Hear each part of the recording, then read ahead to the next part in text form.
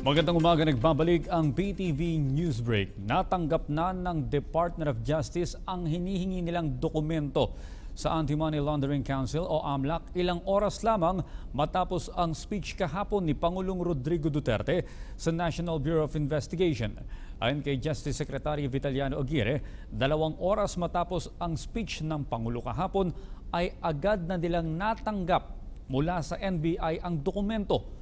Ang nakakapagtaka pa ayon kay Aguirre, tila matagal nang handa ang dokumento dahil nakablanko ang petsa nito at sinulatan lamang ng number 11 sa date. Sinabi pa ni Secretary Aguirre na 2 buwan na ang nakararaan nang hingin nila ang dokumento sa AMLAC pero walang natanggap na tugon ang NBI. Kaya isinampa na lamang ng NBI ang kaso laban kay Senador De Lima at iba pang individual nang walang kalakip na report mula sa AMLAC.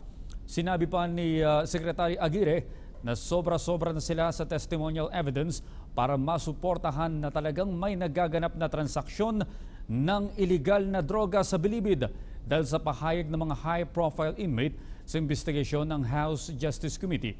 Pero mahalagaan niya na meron silang sapat na documentary evidence at iyon ang dahilan kaya humihiling sila ng report mula sa AMLAC. At yan po naman ang aming mga nakalap na balita at impormasyon para sa PTV Newsbreak. Ako po si Audrey Goriseta.